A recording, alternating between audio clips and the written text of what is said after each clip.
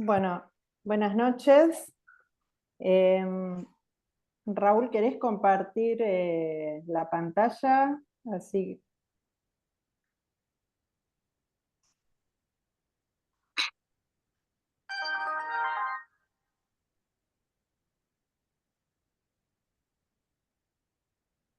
bueno, les damos la bienvenida a todos, les agradecemos el interés y la participación.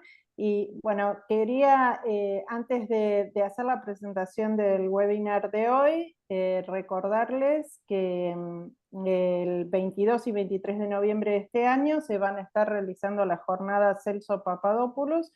Por primera vez se van a hacer con el grupo de las provincias del sur.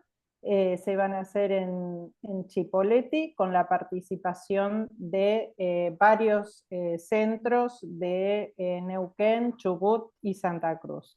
Bueno, estamos trabajando mucho para ello, así que los esperamos. Recuerden que hasta fines de julio hay o sea, el valor de la inscripción va a ser menor. Bueno, y ahora sí paso al tema que nos reúne hoy, que es la webinar puesta al día en protección radiológica para terapéutica con yodo 131, en donde el doctor Raúl Cabrejas va a ser el moderador y van a ser las disertantes la doctora Ana Molerach y Graciela Melado. Eh, bueno, que me parece que no les pregunté cómo querían que, que las presente, pero me parece que ya son gente de la casa, que creo que son conocidos por todos los concurrentes a la AVINA y los eventos de AVINA en general. Así que bueno, muchas gracias por todo el trabajo para la preparación de la webinar. Y los dejo ya para que empiecen ustedes. Bueno, buenas noches. Yo les voy a presentar, hace unos días habíamos pasado una encuesta a partir de, digamos, por un tema de que en 2014 se hicieron las recomendaciones para la protección radiológica de hipertiroidismo y cáncer en el tratamiento de ambas patologías. Esas recomendaciones están en la web de la asociación, en biblioteca, y está el multicéntrico aquí, y pueden bajar, los que no los conocen, pueden bajar el PDF. Y con esta encuesta que hicimos, lo que queríamos hacer nosotros era recabar información acerca de inconvenientes o sugerencias, modificaciones, y si estaban utilizando esta guía. La encuesta era muy muy poquita, muy poquitas las preguntas. De esto tuvimos 29 respuestas, y de esas respuestas, y a partir de eso se armó este webinar, se vio que estas recomendaciones de ABIM son usadas en un 83%, ¿sí? Y que si miramos qué es lo que se usa en cuanto a recomendaciones, qué guías se usan, acá por lo menos de estas 29 personas que respondieron, el 80% usa las de ABIM, el 10% las de ATA, 7% casi la europea, y un 3% los de la IAEA. A pesar de esto, digamos, de esta que se usa bastante y demás, la información que llega a los pacientes no es consistente, es muy diversa, tanto por los médicos nucleares o por los endocrinólogos. Pido por favor que no dibujen las cosas ahora los voy a borrar en un ratito, pero no dibujen cosas en la pantalla. Entonces, la idea era, una de las preguntas decía si era necesario modificar o incluir alguna otra recomendación de acuerdo a la experiencia, y un 27% respondió que sí. Y si era necesario que desarrollara una guía de uso profesional con casos particulares, un 65% dijo que sí. Entonces, basado en esto, las respuestas que obtuvimos en estos sí fueron las que ven en la pantalla ahora, ¿sí? Las categorizamos de acuerdo a la cantidad de veces que aparecieron esas respuestas. Lo que más se dijo era qué pasaba con los pacientes en diálisis, después protocolos y fundamentos de protección radiológica según la dosis, el lugar de trabajo, si hay niños, cómo, digamos, cómo hacer en esas situaciones, ¿sí? Y bueno, y todo lo que están viendo acá. Y nosotros agregamos otras que no salieron en la encuesta, pero los agregamos porque nos parecieron importantes, la detección en controles del aeropuerto, en caso de muerte o de internación o intervención quirúrgica. Otras cosas que también salieron en la encuesta como recomendaciones fueron estas de acá, pero nosotros lo que vamos a hacer es, como estamos hablando de protección radiológica, vamos a desarrollar estas, y estas de acá no las vamos a incluir, pero sí las vamos a tomar desde ABIM como para tenerlas en cuenta para actividades siguientes, así en el futuro. Entonces ahora le voy a pasar el control a Graciela para que pueda seguir ella con la presentación. ¿Ya está? ¿Sí? Bueno, buenas noches a todos. Un gusto compartir otra vez. Y el objetivo que nos fijamos... Perdóname, déjame 2 minutitos que veo si Sí, puedo borrar la pantalla. Eh, ahí está. vuelvo Listo, ahora atrás. todo tuyo. Vuelvo atrás. ¿Dónde está para volver atrás? Espera, No, ahí. ahora A ver, voy. Ahí está.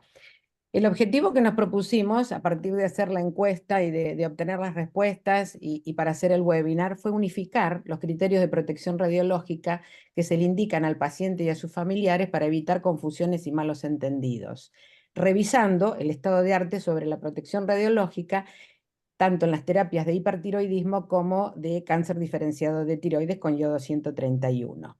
A esta parte me voy a referir yo y luego, para abordar los temas que se plantearon en la encuesta como casos especiales, lo hará Ana.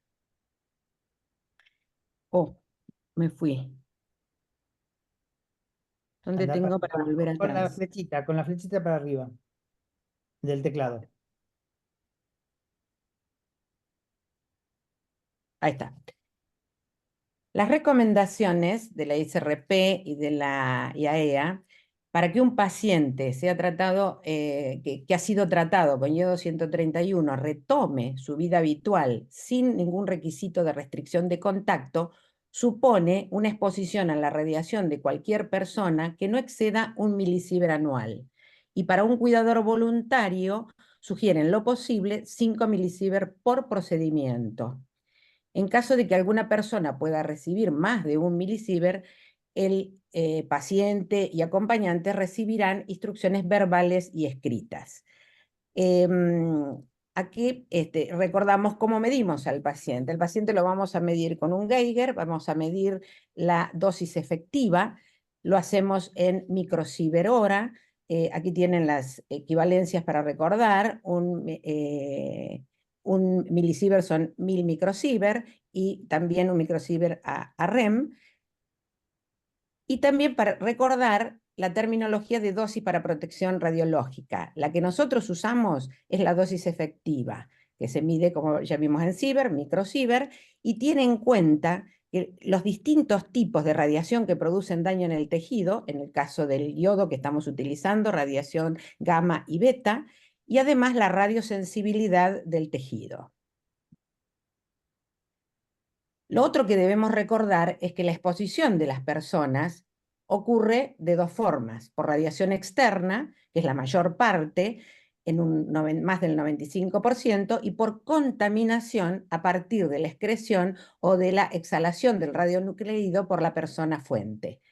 La mayor parte de la exposición a la radiación de los pacientes que se tratan con yodo son de energía gamma, y las variables que deben ser tenidas en cuenta son La actividad retenida, y aquí tenemos que hacer una diferencia entre aquellos pacientes que tienen un hipertiroidismo y los que tienen un cáncer de tiroides.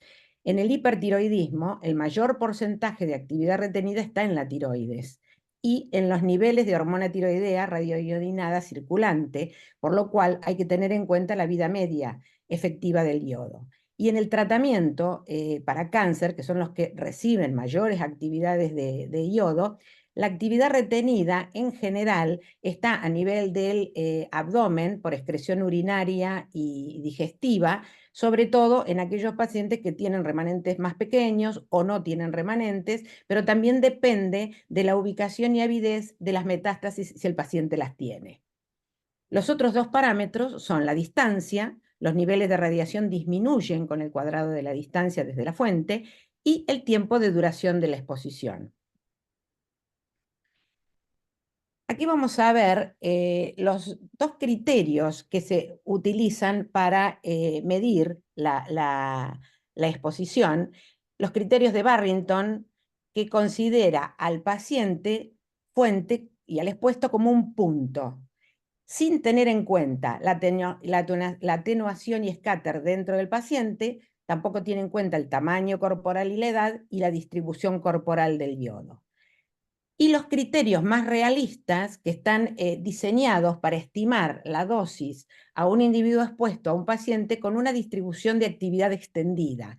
Y lo hacen representando en forma tridimensional, a través de un fantoma, al paciente con yodo 131 enfrentado al fantoma que representa al expuesto a diferentes distancias, entre 30 centímetros y un metro y también 2 metros, midiendo a la altura de la tiroides, a la altura del abdomen, y con los fantomas habiendo eliminado la piel y los músculos para evaluar los órganos internos y el esqueleto.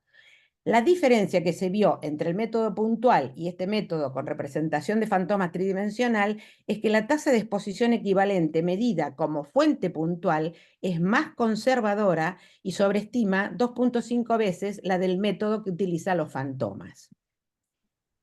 Aquí vemos cómo se realizaron las mediciones. Este es el fantoma de un adulto que tiene yodo, la actividad de yodo 131, medido a nivel del abdomen frente a un fantoma a un metro de distancia que representa al expuesto. En esta figura se ven cómo está representado el fantoma del paciente con fantomas que representan a niños y adultos con diferentes alturas, a 1 metro de distancia y a 2 metros de distancia. En este caso está representado un niño de 1 año, de 5 años, 10 años y 15 años. Y en este caso los fantomas a 30 centímetros con una mujer de 15 años que se la considera una adulta. Lo que se vio es que la dosis equivalente efectiva total por actividad acumulada en el abdomen o en la tiroides de un paciente varón adulto a diferentes distancias de un miembro de la familia con diferentes edades, que son los que representan la altura del paciente. En este caso, en una medición a nivel de la tiroides, tenemos representados los que reciben una dosis más baja, desde el más bajo, que es el niño que representa 1 año, 5, 10, 15, y el adulto. Entonces vemos las diferencias de dosis, siendo las más bajas en los más pequeños, se van equiparando hacia el metro de distancia y son iguales a los 2 metros. Y la diferencia que existe con la comparación con la medición puntual. Aquí es donde se ve la diferencia, que se aproxima a 2.5 veces, o sea, cómo se sobreestima la medición de la dosis utilizando el método puntual. De la misma forma pasa en el abdomen, donde los más pequeños no alcanzan el abdomen, después a mayor altura van alcanzando el abdomen, pero se equiparan casi al metro de distancia y tienen menor diferencia con el método puntual. Esto es para ver la importancia de este factor en la medición de la exposición a la radiación gamma, Este es un factor de ocupación, que es la fracción de tiempo del día, o sea, de las 24 horas, que la persona expuesta está en contacto con, o la paciente, para una restricción diurna, que es medida a 1 metro de 6 horas, este es el factor 0,25, y para una restricción nocturna es mayor porque se asumió una distancia de 30 centímetros. ¿Por qué tiene importancia esto? En los pacientes autoválidos, que se manejan solos, mantener una distancia de 2 metros no es ningún problema, pero para aquel paciente que no es autoválido, que va a necesitar de la asistencia de un cuidador, es importante tener en cuenta este factor para calcular el tiempo según la distancia a la que va a estar expuesto al paciente. Y como ven en este gráfico, donde está representada la dosis a tiempo cero en función de la distancia a diferentes factores de ocupación, el a 0,25 o a 0,33, el de la restricción nocturna, con actividades según el paciente fuese un hipertiroideo con 10 milicuríes o con un cáncer de tiroides con 100 milicuríes. Y acá vemos que hay, en el caso de la línea continua, es el paciente, es el hipertiroideo con 10 milicuríes, donde se observa, y en la línea punteada, el que tiene un cáncer de tiroides y recibió una dosis de 100 milicuríes, donde se observa una disminución de la dosis con el aumento de la distancia. Y las curvas son, hay un paralelismo entre las curvas. Aquí vamos a evaluar la irradiación externa y la actividad retenida según estemos tratando un hipertiroidismo donde la actividad retenida está a nivel de la tiroides, donde debemos tener en cuenta el porcentaje de captación y también la vida media efectiva del yodo para tener en cuenta la eliminación que va a tener del yodo 131 con el paso de los días, como está graficado en esta curva, el porcentaje de administración de actividad administrada versus los días. Entonces, en la tirotoxicosis, la curva de eliminación es más lenta y progresiva por la mayor retención corporal versus lo que sucede en un carcinoma de tiroides, donde tenemos que evaluar, además del hipotiroidismo y la función renal, qué volumen y avidez tiene el tejido remanente. En este caso no hay tejido remanente, en este lo hay, pero con baja captación. Acá la mayor actividad retenida estará en el tórax por las metástasis pulmonares, en este caso con un importante resto y otras metástasis en otros sitios, y en este caso, por ejemplo, una metástasis a nivel de columna lumbar. Entonces, de acuerdo a eso, lo que vemos, de todas maneras, con diferencia con la tirotoxicosis, es que la mayor eliminación se produce rápidamente en las primeras 72 horas, 96 horas de haberse administrado el yodo radiactivo. Y acá lo que vemos graficado, para también tener representado esto, es un gráfico de dosis con un factor de ocupación de 6 horas, el diurno, relacionando el hipertiroidismo, en las líneas en rojo, y el cáncer de tiroides, las líneas en azul, donde las líneas en rojo representan la línea continua a 30 centímetros ubicado el paciente de la fuente, y la línea punteada a 100 centímetros, o sea, 1 metro, y lo que vamos viendo es que a tiempo cero, la mayor dosis recibida es en el cáncer de tiroides, porque estamos dando una mayor actividad, hemos administrado una mayor actividad. En cambio, en el caso del hipertiroidismo, y eso va decayendo, ¿no?, con los días, pero en el hipertiroidismo, a partir de un día, que es cuando decae más en el resto, en el hipertiroidismo a 30 centímetros se observa que es más significativa la dosis a la que nos exponemos, porque hay mayor retención corporal. O sea, estamos viendo lo mismo que en estas curvas.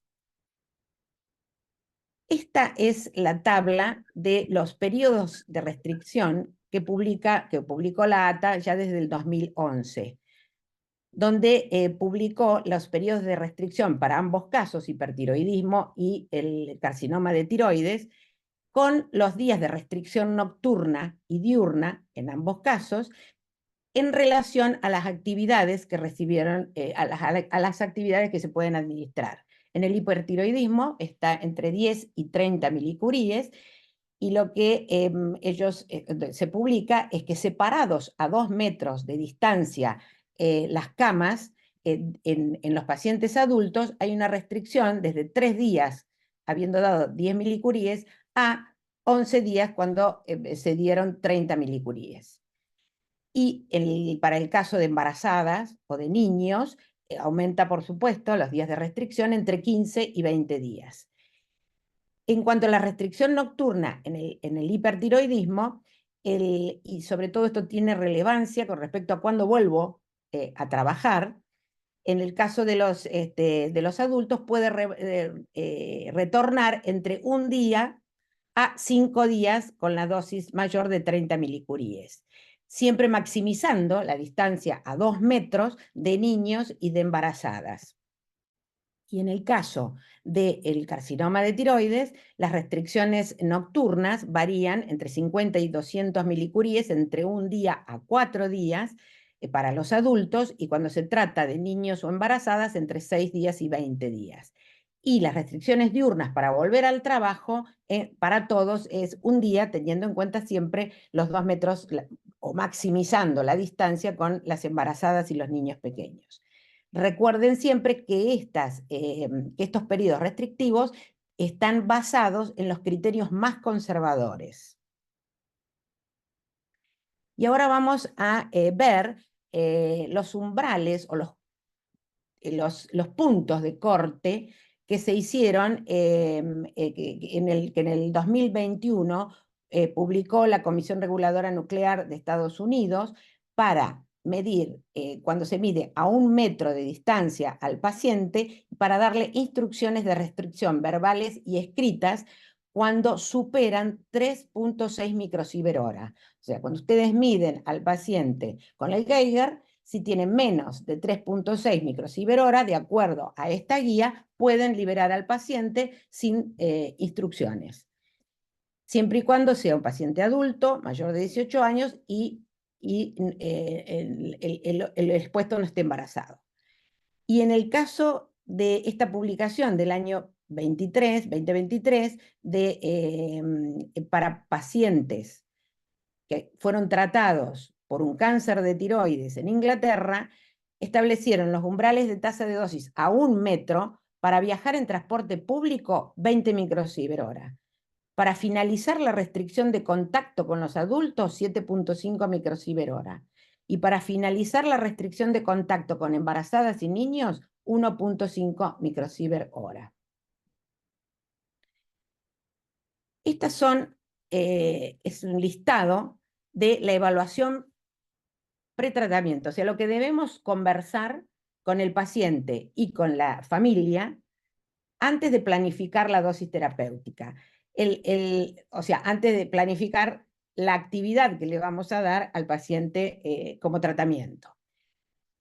¿Dónde va a vivir después del tratamiento? Si es en una casa, un departamento, un hotel, si va a estar con el grupo familiar, quiénes van a ser los convivientes, edad, género, o si va a vivir solo. Si en ese lugar tiene y está compartiendo, tendrá un baño exclusivo para él o no. Cómo va a planificar el viaje desde la institución donde se le suministró el yodo hacia la vivienda. ¿Qué duración va a tener ese viaje? Si lo va a hacer acompañado, qué género y edad tiene el acompañante, si va a ser un viaje internacional para volver a su lugar de origen, cómo lo va a planificar, si se puede cuidar a sí mismo y si comprende las instrucciones, si va a necesitar asistencia, evaluar edad, género y tiempo del acompañante, si puede dormir solo o tiene que dormir acompañado, entonces en qué habitación, con qué diámetros y a cuánta distancia la cama de uno y otro. qué condiciones médicas preexistentes tiene, si tiene ostomía, si tiene incontinencia. Un tema importante, cómo planificar y asesorar en cuestión de embarazo y lactancia, tipo de trabajo y dónde, si va a compartir con niños o con adultos, si va a estar en qué ámbito y a qué distancia, y bueno, y las posibles restricciones que pueden existir en el tiempo cercano al que se le da el tratamiento. Por ejemplo, puede suceder un evento quirúrgico o la muerte, entonces cómo sería el entierro o la cremación en ese caso. Y estas son las precauciones que es habitual que demos, para lo cual vamos a hacer hincapié en la distancia y en el tiempo. ¿Qué es un contacto estrecho? Porque el contacto, consideramos contacto estrecho cuando está el expuesto a menos de 1 metro de distancia del paciente. Entonces tenemos que decirle que después de la administración del yodo, cuando viaje a su lugar, a su vivienda, utilice un transporte privado, viajando, si va a viajar acompañado, en diagonal con el acompañante. Que no debe estar confinado, o sea, esto hablarlo con el paciente e insistir en esto. Tiene que maximizar la distancia y minimizar el tiempo de contacto con otras personas, pero por ejemplo no tiene que estar bajo llave, sino puede salir a caminar solo o estar, como esta figura representa, puede ir al parque, sentarse solo en un sillón, y eso no tiene restricción. El contacto por unos minutos no es relevante. Este contacto sí es relevante, el contacto a menos de 1 metro. Y también tenemos que tener en cuenta a quién estamos tratando. Si estamos tratando a un adulto mayor, el contacto con otro adulto mayor no es de tanta relevancia como el contacto entre personas más jóvenes, sobre todo si hay posibilidad de fertilidad. Hay que tener en cuenta la medicación que uno tiene que prever para que no tenga náuseas o vómitos. En el caso de que pueda estar constipado, ya dejarle indicado un laxante, tener en cuenta todas las indicaciones de higiene para preparar los alimentos, sobre todo si los tiene que preparar para otro, lavándose las manos frecuente y cuidadosamente. Los utensilios de cocina dedicados exclusivamente, no solamente los de cocina, lo que sea, la bombilla, lo que vaya a contaminar con su saliva, que esté dedicado exclusivamente al paciente y lavándolos por separado. Y si puede, que utilice utensilios descartables. El uso de toallas descartables, si hay necesidad, algún uso de guante.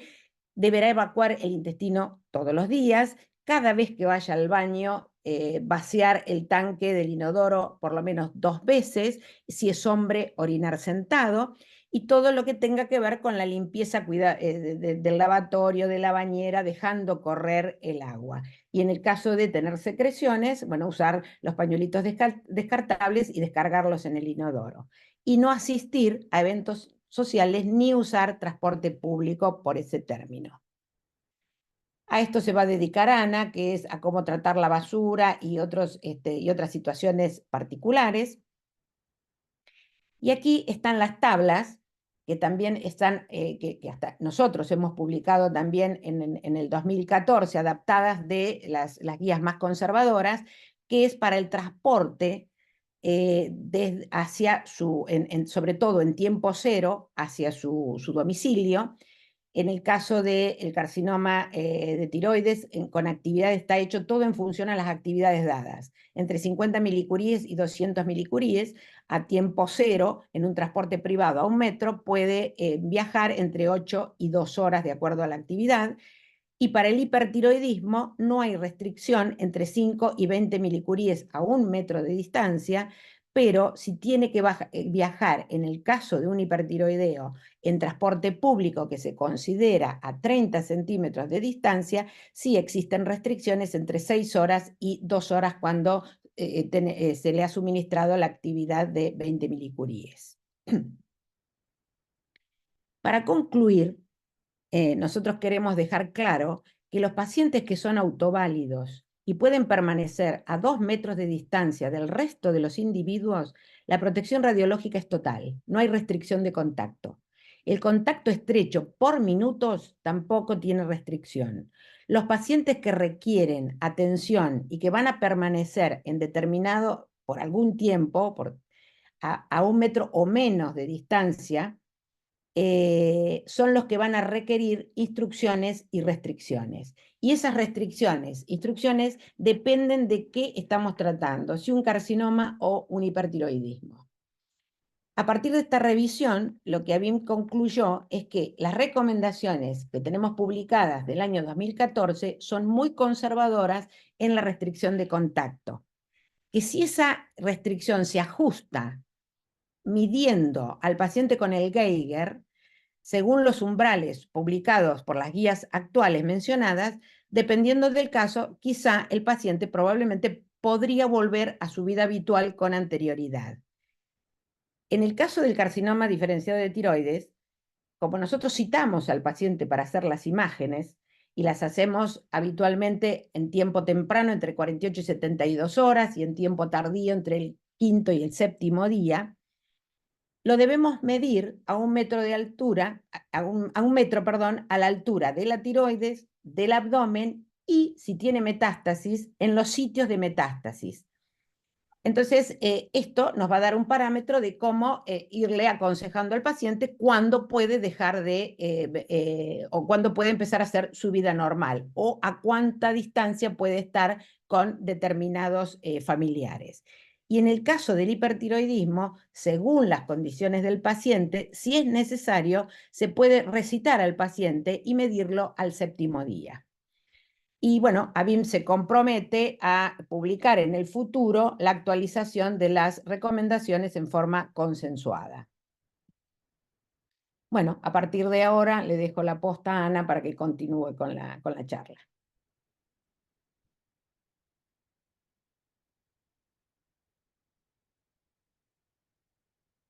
Bueno, yo voy a hablar de las planificaciones de las dosis terapéuticas. Vamos a empezar en los pacientes hemodializados. El riñón es el responsable de más del 90% del clírex del yodo. Por su bajo peso molecular y su baja unión a las proteínas, tiene una excelente dialisancia. Pero uno tiene que resolver algunos problemas. Primero, qué actividad le vamos a administrar y cuál es el tiempo a la primera diálisis. Esos son los 2 puntos fundamentales. Y después, cómo vamos a implementar la práctica. Para esto hay que tener un trabajo muy estrecho con el equipo de endocrinólogos y el nefrólogos que vamos a atender al paciente. Para la actividad administrada, el objetivo es ofrecer una dosis efectiva a los restos tiroides normales y o los restos metastásicos y minimizar la dosis en los órganos radiosensibles como la médula ósea. Para esto, la bibliografía ofrece 2 posibilidades. Una es dar una dosis completa y hacer la diálisis a las 24 horas, y hay otros grupos que dicen que prefieren dar la mitad de la dosis y dializar a las 48 horas. Nosotros en nuestro centro no modificamos la dosis de yodo calculada en relación al riesgo de recurrencia del paciente, pensando que el porcentaje de captación del yodo radiactivo es proporcional a la dosis ofrecida a la tiroides. O sea que si le damos 100 milicuríes, el paciente captará la tiroides si capta el 2%, 2 milicuries, pero si le bajamos la dosis a 50 milicuries, captaría solo 1 milicurí. Por eso pensamos que hay que dar la dosis completa y programar la primera diálisis sin que pasen 24 horas. También es muy importante cómo los parámetros que utilizan los nefrólogos para hacer la diálisis, porque hay distintas posibilidades. Por lo general le ponen un baño de más flujo y una bomba de sangre de más mililitros por minuto. Y hay otro parámetro muy importante que es el tiempo que dura la diálisis, que ahí los médicos nucleares podemos influir midiendo la tasa de dosis. Nosotros en los primeros pacientes, que son los que están acá abajo, los 2 primeros pacientes, hicimos una medición sanguínea por el tubo por la tubuladura que entraba al hemodializador y por la tubuladura que salía.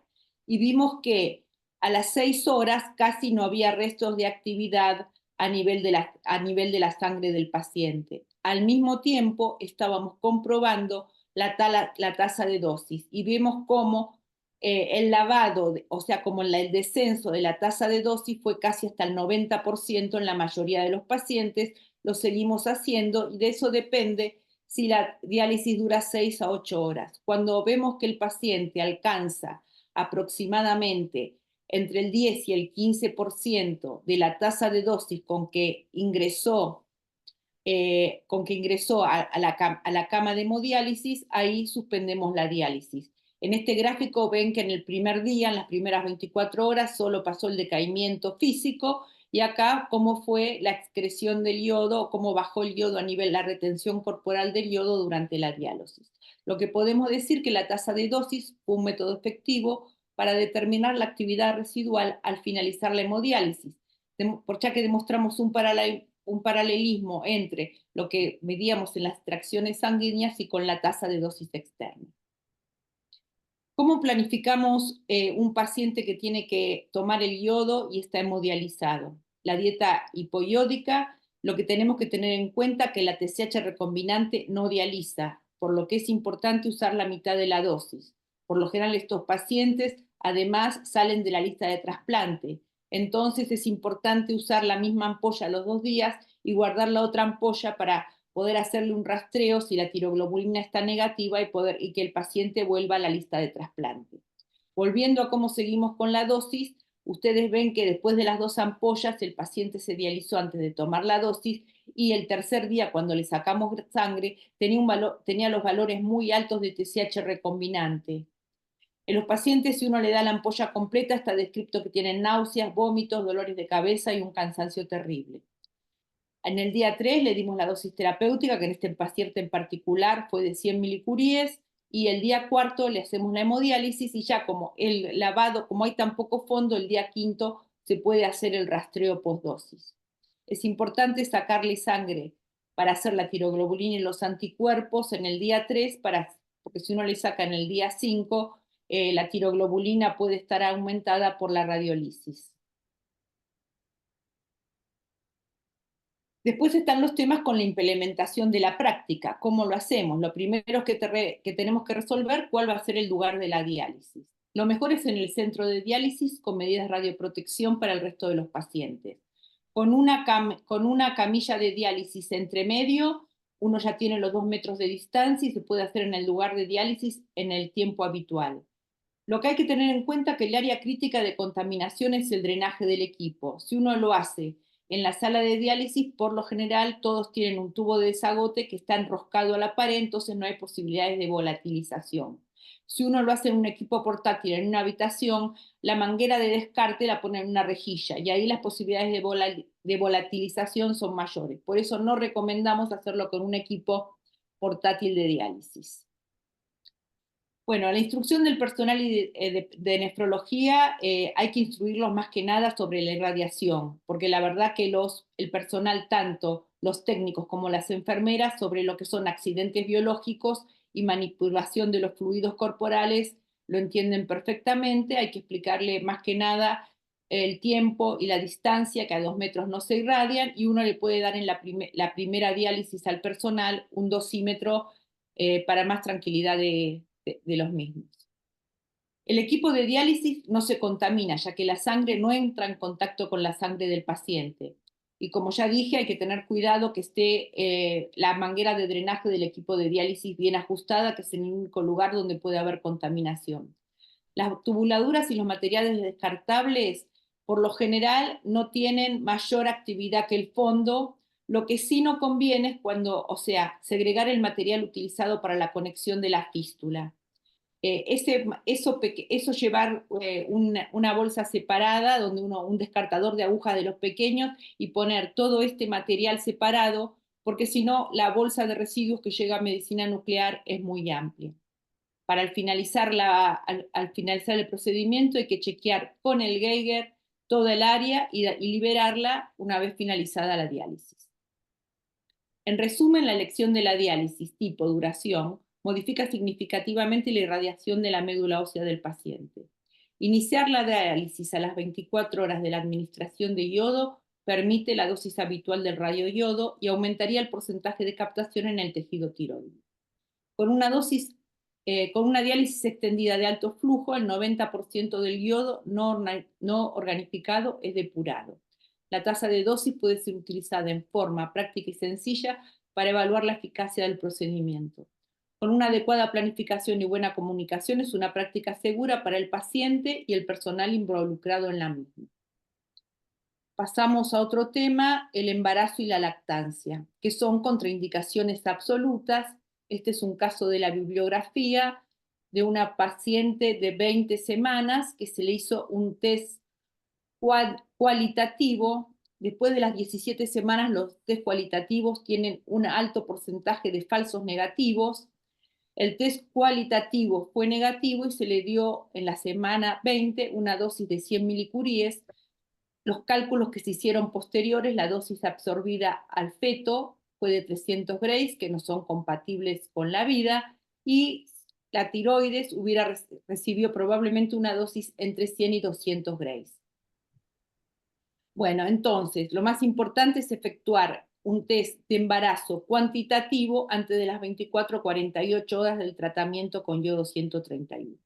La lactancia también es una contraindicación porque durante el embarazo y la lactancia hay un aumento transitorio de la expresión de los importers de yodo en las células epiteliales ductales. Esto lleva a que cuando una paciente embarazada o lactando tiene que recibir una dosis de yodo, o sea, uno tiene una suspensión definitiva de la lactancia cada vez que toma la dosis de yodo. Pero además de eso, por evitar la irradiación del tejido mamario, uno debe suspender la lactancia previo al tratamiento del yodo por lo menos 8 semanas.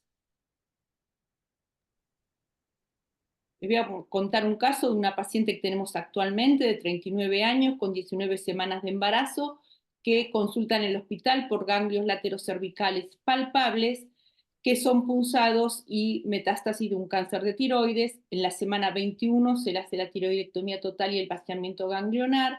El resultado fue un cáncer papilar, variante folicular con extensión extratiroidea.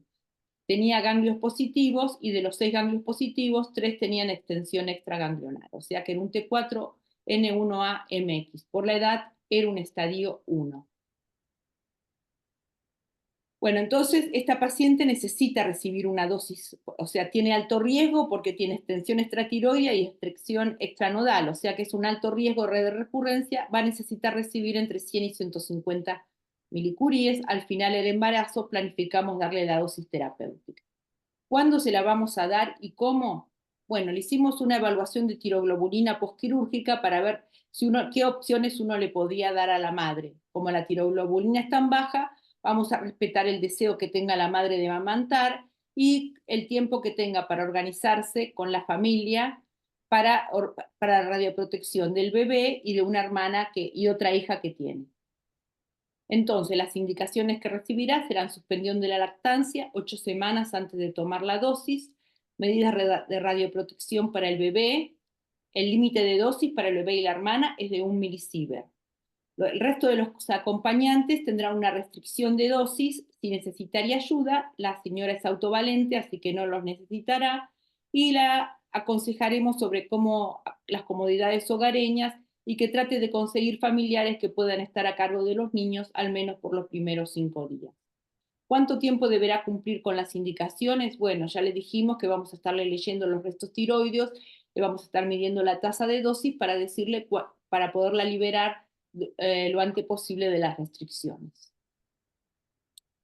Elegí 2 trabajos que hicieron dándole dosímetros a los familiares, en este caso de 30 pacientes adultos que tenían niños y además tenían mascotas. Ustedes ven que la mayoría de la mayoría de los convivientes recibieron menos de 0,5 milisievert, o sea, menos de 1 milisievert. Los niños, ninguno recibió más de 1 milisievert, que cumplieron más estrictamente las restricciones los familiares, y los demás estuvieron, más allá que el límite se les había dado las instrucciones para que recibieran 5 milisievert, todos los grupos familiares recibieron alrededor de 1 milisievert.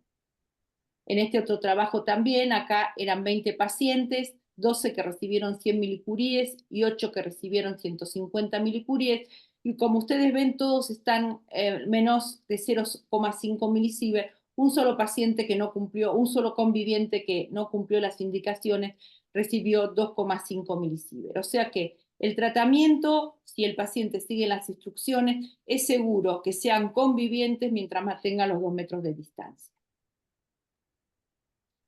A veces también las pacientes nos preguntan qué va a pasar, si pueden embarazarse y qué complicaciones pueden tener durante el embarazo.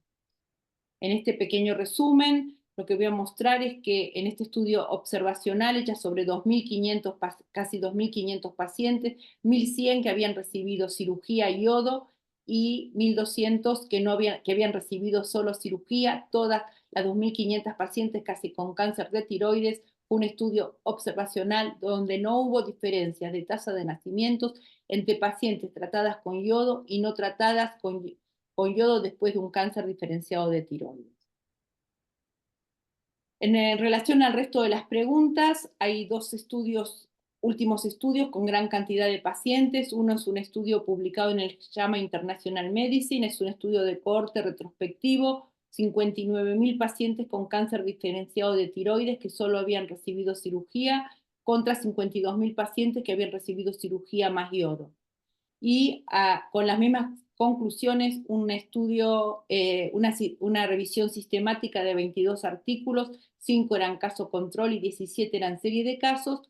Ambos llegaron a la conclusión que el tratamiento del cáncer de tiroides con yodo 131 no se asocia con mayor riesgo de resultados adversos en el embarazo, ya sean abortos espontáneos, partos prematuros o anomalías congénitas. También, pero sí hay que recomendarles otra cosa. Lo que dicen las guías en relación a los pacientes que tuvieron un cáncer de tiroides, más allá de los 6 meses que nosotros les recomendamos que no se embaracen, los trabajos de los endocrinólogos dicen que no conviene embarazarse antes del año. Que el riesgo de progresión no es mayor en las mujeres embarazadas que no embarazadas o que padecieron cáncer diferenciado de tiroides, y que además hay que decirle que tienen que tener un control endocrinológico estricto debido a que están tiroidectomizadas. Entonces, pasando a otro tema, los pacientes que reciben una dosis de yodo pueden activar las alarmas en los aeropuertos, por lo que siempre se le debe confeccionar una tarjeta de viaje. La tarjeta de viaje que piden en la mayoría, o sea, al menos en Estados Unidos, tiene que decir el radisótopo que recibió, la actividad de milicuríes que se le dio, el día de la administración y cuál es la tasa de dosis efectiva a 1 metro de distancia en microsievert hora con la fecha. Tiene que figurar el nombre de un especialista y un número de contacto, la fecha en que se extiende esta tarjeta y la firma. Tiene que estar escrita en inglés y en castellano. Vamos a pasar a los pacientes con necesidades especiales. Tenemos los prostrados y los pacientes que tienen algún elemento como la traqueostomía, la sonda vesical o los pañales que pueden llevar a la contaminación. Perdón. Lo primero que tenemos que hacer es una evaluación meticulosa de la familia previo al día de la dosis, o sea que para que la familia se pueda organizar. Si el paciente es autoválido, si va a necesitar un cuidador voluntario. Si va a necesitar un cuidador voluntario, tiene que venir a la entrevista con el paciente. Si los pacientes es postrados, o sea, las mayores indicaciones son hacerle recordar cómo son las medidas de tiempo y distancia con el tiempo de ocupación que estuvo hablando Graciela. En el caso que el paciente esté con traqueostomía, sonda vesical o pañales, hay que enseñarles cómo evitar la contaminación. Lo primero que hay que decirles, cómo van a hacer el manejo de los residuos. Tienen que poner un tacho de basura con una bolsa en el lugar con menor circulación de la casa. Todo lo que usen, los guantes, los residuos que produzcan con fluidos corporales, todos tienen que tirarlo en ese lugar lo más alejado posible de la casa. Y lo tienen que dejar de caer aproximadamente 2 meses para que recién sean basura común y puedan sacarlo como basura común. Rápida revisión de las emergencias médicas, o sea, si el paciente tiene que avisar que tomó una dosis de yodo para excluir a las embarazadas de la atención del paciente y que el paciente no espere con el público general. Lo que tenemos que saber es que la tasa de dosis del personal que lo atienda es raro que supere los 5 milisievert.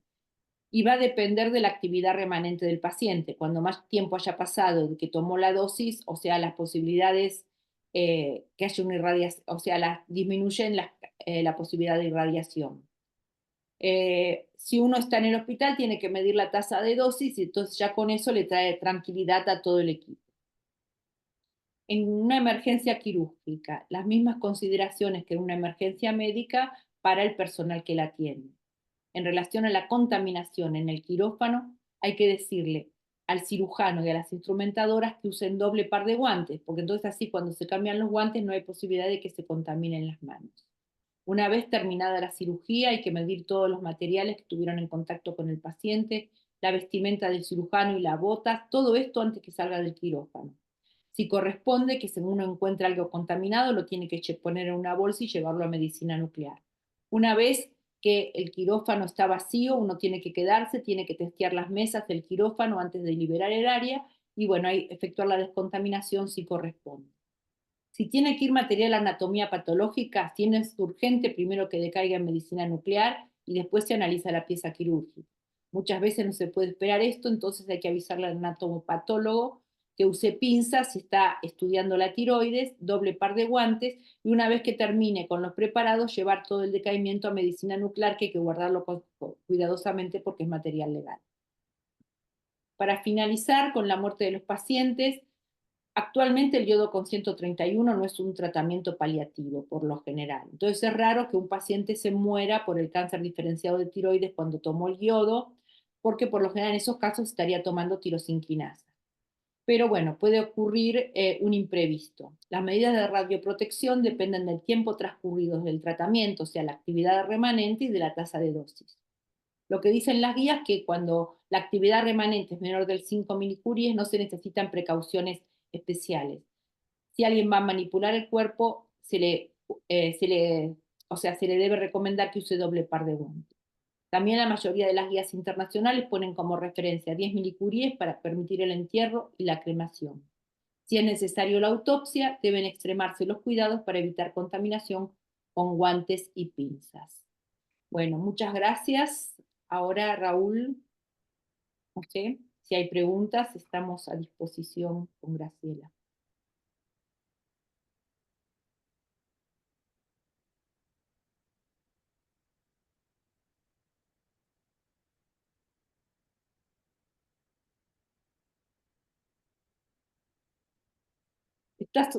Estás muteado, Raúl. Sí, perdón. Ahí estamos. Vamos a mirar, hay preguntas en el chat, así que tengo que buscarlo. Estamos. No sé dónde me quedó el chat. Acá.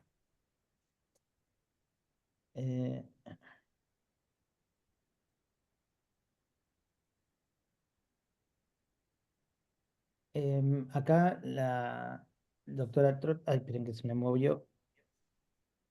La doctora Trota está preguntando si la dosis es estándar para todos los pacientes por igual, digamos, si se hace así como dosis estándar, si no se hace una dosimetría previa. Bueno, eso está a consideración del equipo médico, de endocrinólogo y el médico nuclear. Nosotros acá lo que estamos evaluando es, dependiendo de la dosis, de la actividad que se le dé al paciente, cómo hay que realizar las sugerencias de restricción, cuánto tiempo y de qué manera para el paciente tratado, independientemente de la actividad que se le entregó. Y por supuesto haciendo las consideraciones de si se trata de un hipertiroideo o si se trata de un cáncer de tiroides, porque ahí las consideraciones son diferentes y eso fue lo que nosotros mostramos en la charla. Pero en cuanto a la evaluación de qué hacer, si hacer la dosimetría o no, bueno, eso está a consideración del equipo médico tratante. En el caso del hipertiroidismo le puede ayudar porque, bueno, va a tener analizado porcentaje de captación y la dosis efectiva de yodo. Acá hay otra pregunta sobre el chaleco plomado, si sería útil para el personal en diálisis. Nosotros no recomendamos el chaleco plomado recomendamos los 2 metros de distancia. El chaleco plomado, más si se lo pone una persona que no hace medicina nuclear, piensa que es un escudo y la verdad que no es así. Nosotros no usamos chaleco plomado. Sí, acá en cuanto al chaleco, hay que pensar que todos los chalecos plomados están hechos, digamos, el grosor, digamos, el espesor del, del plomo está hecho para blindar 40 keV, porque lo que está blindando es radiación dispersa de los X. Entonces, si acá estamos pensando que digamos, estamos lejos igual, ¿no? Que no se confiaron porque tienen el chaleco y tienen X. Están a distancia. Lo que le está llegando es la radiación dispersa, pero va a ser mayor que 40 keV, porque estamos hablando de 360 del fotopico, digamos. Entonces tampoco le va a servir, y es lo que dice Ana, se van a confiar y puede ser mucho peor porque van a estar más cerca, van a estar más tiempo y va a ser peor. Em, para volver al trabajo, el doctor Shere pregunta, volver al trabajo en un día después de la toma de yodo, eso es lo que pregunta. ¿Puede volver después de un día? Y usar, pregunta también de usar utensilios descartables y baño exclusivo, que eso no se mencionó. Sí, mencionamos los utensilios descartables y en lo posible el baño exclusivo. Y en cuanto a la vuelta al trabajo, bueno, eso también depende de lo que estemos tratando y en lo posible ahí uno recomienda la medición de la dosis de exposición con el Geiger. Si el paciente va a volver a un trabajo donde está solo, en una oficina, por ejemplo, bueno, no habría problemas porque el contacto con el otro lo mantiene a más de 2 metros. Ahora, si el paciente es un docente que va a trabajar con niños, esa es otra cuestión. Ahí lo que al menos yo hago es hacer la medición con el Geiger para ver la dosis efectiva que tiene para aconsejar cuándo va a volver a su trabajo. Eh, ¿Puedo hablar? Sí, yo voy a decir alguna cosa primero, ya te dejo, de los utensilios descartables. Según los países está permitido y según los países no está permitido. En Estados Unidos suenan las alarmas, o sea, si el tenedor sale contaminado, el cepillo de dientes va a la basura, aparentemente suena alarma en los basureros, según dice la resolución de la NCR. O sea que ahí aconsejan lavar los utensilios. En las guías australianas, por ejemplo, dicen usar utensilios descartables. O sea, un utensilio personal para el paciente y lavado puede servir y bueno, la verdad que es uno de los puntos que está en discusión. Pero eso ¿Cómo no? depende de si va a vivir en su propia casa o si va a estar alojado en un hotel, por ejemplo. Exactamente. El tema de volver al... Son tres temitas.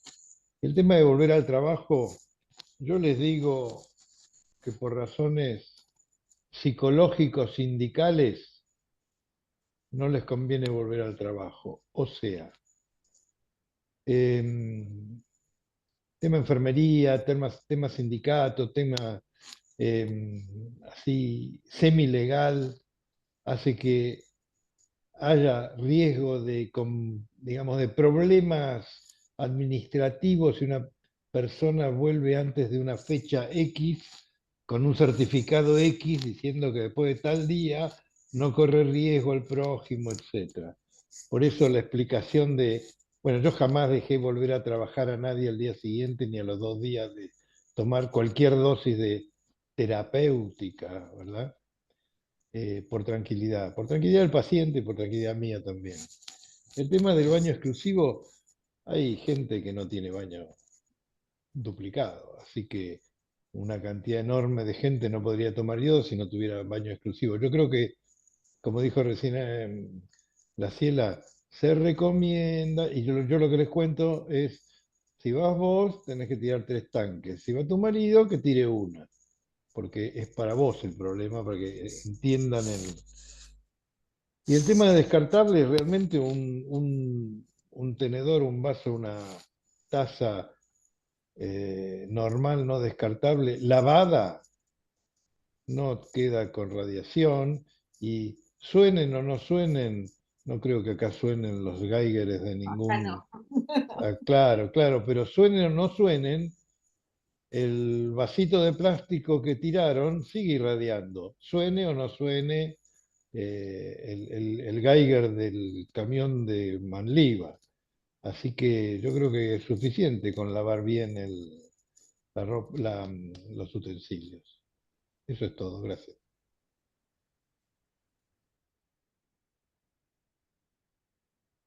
Bueno, ¿cuándo va a preguntan, ¿cuándo va a poder volver a amamantar? O sea, tuvo que No. suspender y cuándo podría. O sea, con el yodo 131 pasa una cosa, aunque tome una dosis pequeña, lo que dicen las guías es que no puede volver a amamantar nunca. Una dosis de captación, lo que dicen las guías actuales es que la madre no puede volver a amamantar. Los importers de yodo de la mama dicen que tienen una extracción de 1 a 2500 con el yodo circulante. Esa es la causa por la que una vez que una paciente toma yodo no puede volver a amamantar, así sea una dosis mínima. Eso es lo que dicen las últimas guías, y menos entonces si toma una dosis terapéutica. Y acá en relación a lo mismo, ¿qué hacer con las mamas que están secretando? Que en parte ya lo dijiste también de suspender previamente, ¿no? 8 semanas antes hay que 8 suspender. semanas antes. O sea que ya no, para que no sean secretantes, porque si son secretantes se irradia la mama y el peligro es el cáncer de mama. Entonces por eso le suspendemos. Yo fui conservadora, ¿no? Porque hay algunas guías que dicen 12 semanas. Bueno, la mayoría dicen 8 semanas. O sea, 2 meses dejar de amamantar previamente. O sea que la mama no tendría que ser secretante ahí, y lo que uno está evitando es el cáncer de mama para eso. Bueno, acá hay un tema acá de fallecimiento. Dice, y si fallece por tormenta tiroidea que recibió 10 a 20 milicuries de yodo, ¿qué medidas debemos tener en el sepelio, entierro y o incineración? Bueno, todo depende de la tormenta tiroidea, a cuánto tiempo se produjo. Nosotros en el hospital tuvimos un caso que fue a cirugía porque empezó una tormenta tiroidea y tuvimos la glándula, no sé, el paciente no falleció, tuvimos la glándula en el pozo, o sea, hasta que tuvo una actividad, una tasa de dosis que la podía analizar la anatomopatóloga. Pero bueno, si uno le dio 10, depende de por cuántos milicuries haya sido la tormenta tiroidea, y eh, en general no hablas en la diferencia de las guías entre lo que son la tormenta tiroidea y el cáncer de tiroides con los 5 milicuries restantes, o los 10 milicuries para la cremación y el entierro. Pero bueno, es una cuestión o sea, de adaptarse a la situación de lo que está pasando, ¿no? Otra pregunta, si podrían comentar acerca de los pacientes que reciben protectores gástricos como omeprazol, si se deben suspender previo al recibir la dosis y eventualmente cuánto tiempo. Hay un trabajo del European que dice que hay que suspenderlos 48 horas antes y 48 horas después para evitar la captación gástrica. O sea que cuando los pacientes que toman omeprazol tienen mayor captación en las paredes gástricas de los que no toman. A veces uno... Hace mayor retención. Sí, Hace mayor mayor retención.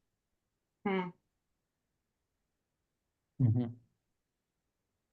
¿Cuándo amerita que se haga el aislamiento del paciente que se da con yodo 131? ¿A partir de qué actividad y cuáles son las condiciones para el aislamiento? O sea, o sea, lo que nosotros ahora estamos proponiendo es evaluar la dosis efectiva medida con el Geiger, que en el cáncer de tiroides es muy fácil, porque como el paciente vuelve a hacerse en las imágenes, uno lo puede medir cada vez que volvió. Entonces ahí, si tiene menos, para el caso de la americana, que dice 3 microsievert hora, bueno, si lo mide a 1 metro de distancia y tiene menos de 3 microsievert hora, el paciente puede hacer su vida normal. Y en el caso del hipertiroidismo, ahí es un poco más complicado. Entonces, uno tiene que jugar con los parámetros que tiene.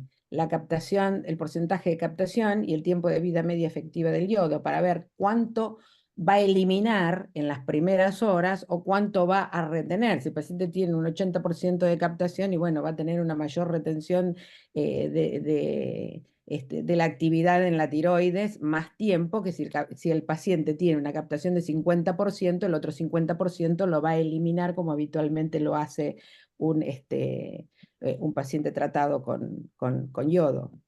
O sea que en algunas eventualidades yo tengo por costumbre citarlo a los 7 días, sobre todo si el paciente vive más o menos cerca de la institución. Y si no se puede, bueno, uno va a medir ese tipo, a tener en cuenta ese tipo de parámetros como la captación de yodo y la vida media efectiva.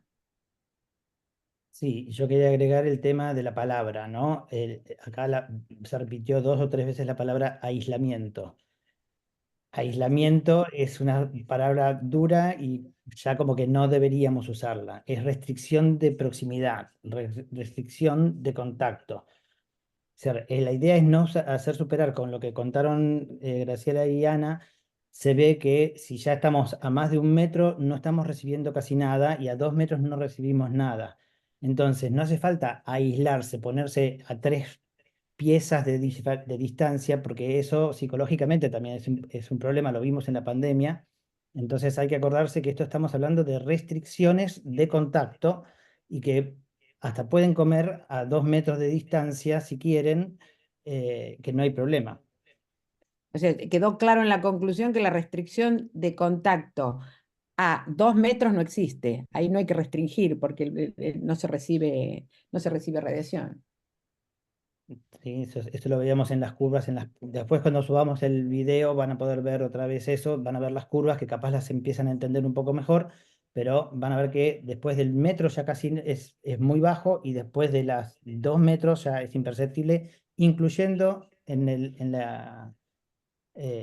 en la terapia para cáncer. Con respecto a la toma de caramelos ácidos o similar para disminuir la retención en glándulas salivales, ¿cuál sería la recomendación? Bueno, habitualmente se puede usar para mayor secreción salival en el cáncer de tiroides, sobre todo a partir de las 24 horas. Ujú. Y en la diálisis, ¿cómo se descarta el material? ¿Se tiene que analizar, perdón, aislar algo de la maquinaria? La máquina de diálisis no está contaminada porque no entra en contacto con la sangre. O sea, lo que dije que es muy importante es segregar cuando llega el paciente y le van a conectar a la fístula, todo ese material es lo que queda más contaminado, conviene o sea, colocar todo eso en un descartador de agujas para llevarlo a medicina nuclear. El resto del material, todas las tubuladuras que se descartan, uno si las mide en una bolsa separada, por lo general la tasa de dosis es muy baja, entonces uno por lo general tendría que tener, o no la tiene que tener, o puede ser ir a la basura común o la tiene que tener por muy pocos días en medicina nuclear. El primer descartador que dije que hay que segregarlo, ese por lo general tiene que cumplir las 8 semanas en medicina nuclear porque tiene alta contaminación, no, tiene contacto con la sangre que tenía los 100 milicuríes. Ujú. Eh, en caso de los desechos fecales del paciente con yodo radioactivo, ¿cómo es el tratamiento de los residuos? Y en caso de que no todos los países se bota el papel higiénico en el inodoro. Hay que tirarlo Pero en el inodoro, hay que tirarlo en el inodoro mientras toma el yodo. Hasta los pañuelos descartables que uno se suena la nariz, los tiene que timar. Hay que aclararle al paciente que tiene que ir al inodoro después de tomar el yodo por la primera semana. Eso es lo mismo que el desecho urinario o el desecho de materia fecal. Tiene que ir al inodoro y vaciar el tanque del inodoro por lo menos 2 veces.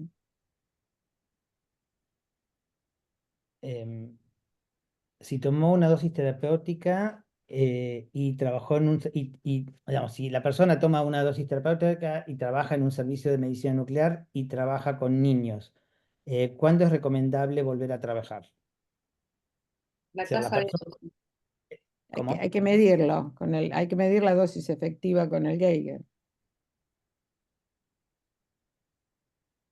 Eh, perdón. Acá preguntan si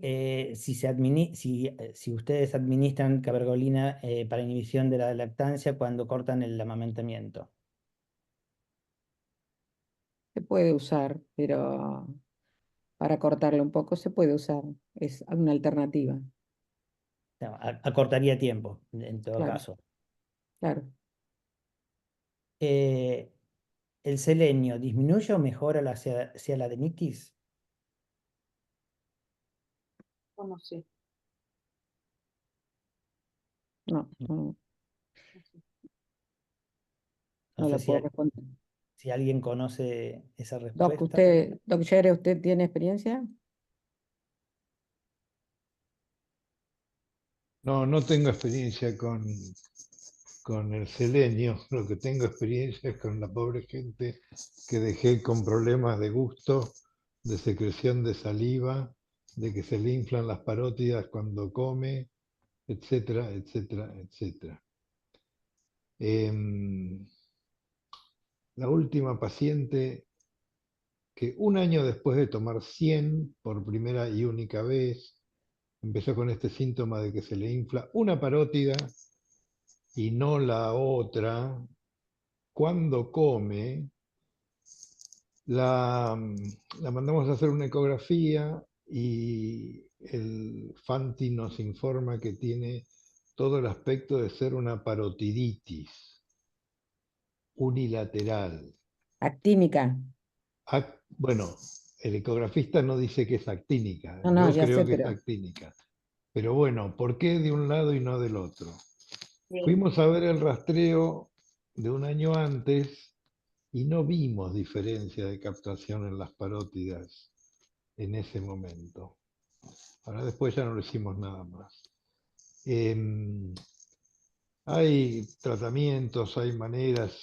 Una sugerencia para esta paciente fue, que no fue mía, de inyectar no, pasar, canalizar el estenon y pasar corticoides, etcétera.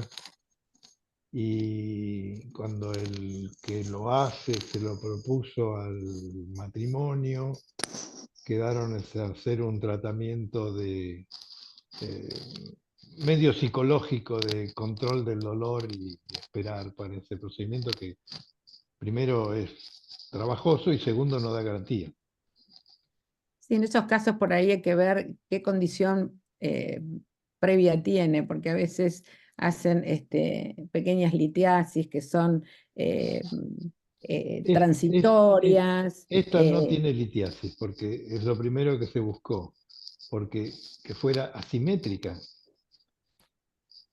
Así que no, litiasis no tiene ese, digamos, cuadro inflamatorio y nada más. Es muy reciente, así que no les puedo contar cómo va a seguir dentro de un año o dos.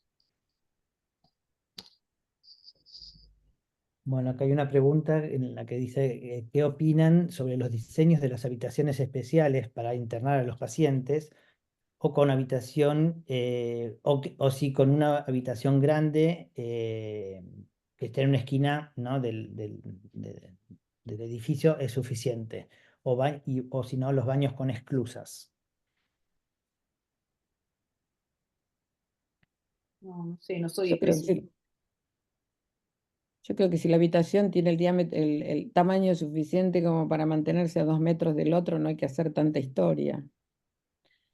Y la mayor, y en cuanto a la eliminación urinaria, el paciente con cáncer de tiroides, en el término de 72 horas, eliminó prácticamente 72 y 96 horas, prácticamente todo. Y el hipertiroideo, bueno, la actividad retenida es más problemática en la tiroides que a nivel de la excreción urinario digestiva. Sí, acá también tal vez dependerá digamos, de las normativas del país, ¿no? Acá estaban preguntando desde Paraguay eso. Hay que ver qué normativa tiene cada país. Acá en Argentina no tenemos mucha normativa a nivel de internación porque no se exige tampoco. Pero, por ejemplo, tenemos una normativa que tenemos que hacer dosimetría para habilitar un servicio de medicina nuclear. Entonces, bueno, en una de esas uno podría llegar a pensar en hacer una dosimetría del lugar, simulando la posición del paciente y ver cuánto están alrededor en las piezas alrededor, teniendo un factor de ocupación del 100%, es decir, de 1, factor de ocupación de 1, o sea, pensando que está todo el tiempo la persona atrás de la pared.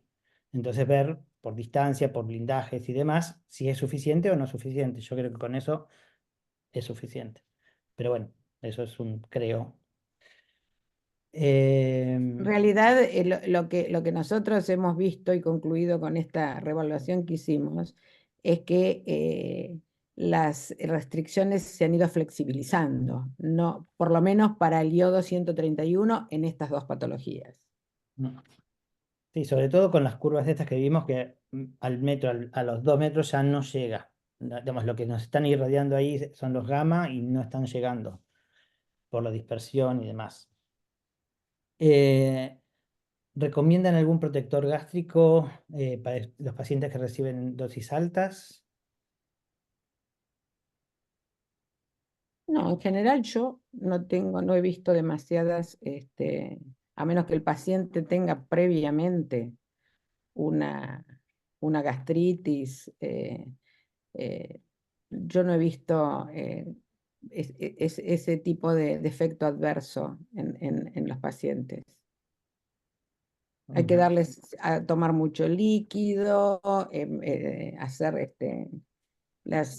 en todo caso, más que gástrico, podría llegar a ser esofágico, que es donde a veces queda retenido.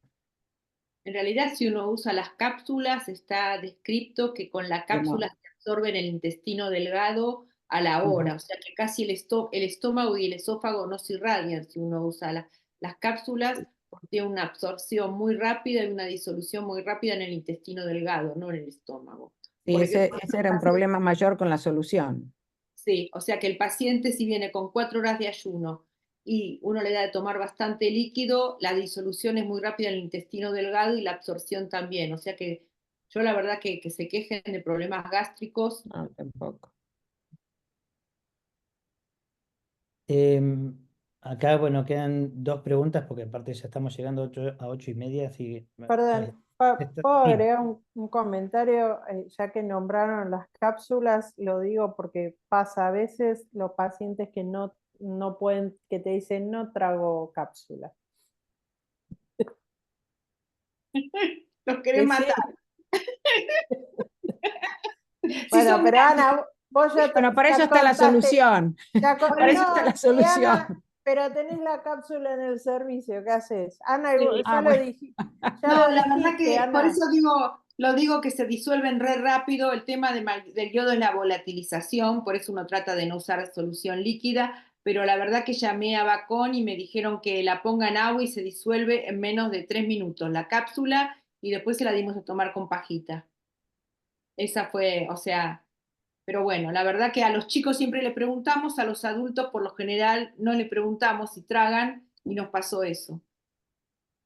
Pero se disolvió, no sé, en menos de 3 minutos en un vaso se disolvió la cápsula. Perfecto. Acá hay una pregunta que, a ver, por el tema de los verbos, capaz no la termino yo la interpreto, creo. El cuarto donde se queda hospitalizado el paciente, dice, ¿se debe forrar? Yo supongo que será con algún tipo de aislante o alguna cosa, o si es solamente desinfectar.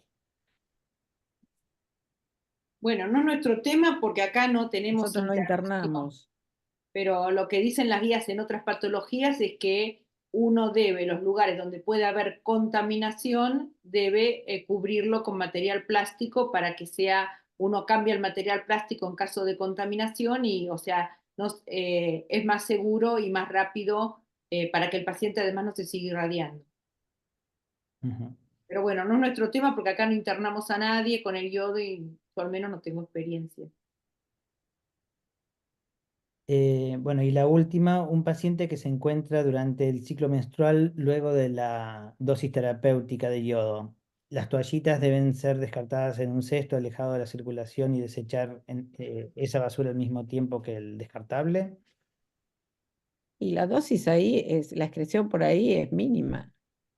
O sea, la mayor excreción es urinaria y digestiva, no a través del útero y vagina. Claro, sobre todo en el tumor que no va a tener casi fondo después del... Exacto. Y ni en el hipertiroideo tampoco, menos todavía. Claro, pues va a quedar en la glándula en realidad. Es que queda en la glándula tiroides. Bueno, y ahí estamos con las preguntas. No sé si alguien quiere hacer una de último momento. No nos Yo estiremos más de agrego 8. una cosa, una que pasa de vez en cuando. ¿Qué pasa si el paciente vomita la dosis? ¿Qué hacemos?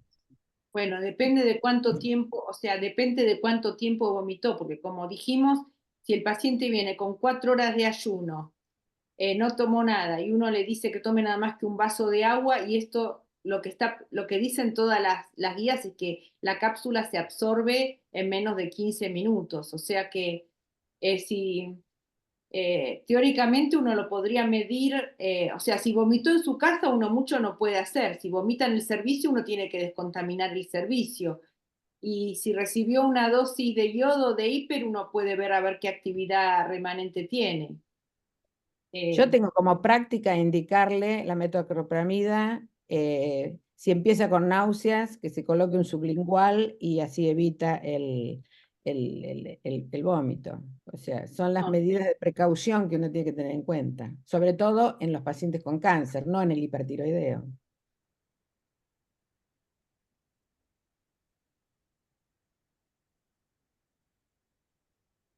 Bueno. Bueno, creo que entonces ya podemos dar por cerrado el webinar. Gracias por la presencia y llegamos a 103 personas, somos 95 hasta ahora, así que gracias también por quedarse esta media hora más. Y, y bueno, vemos si nos vemos en algún otro webinar y eventualmente en las jornadas Celso Papadopoulos. Bueno, muy Gracias a bien. todos. Muchas gracias a todos. Gracias, buenas noches. Buenas noches, chau, chau. Ay, se desconectaron. Gracias, buenas noches.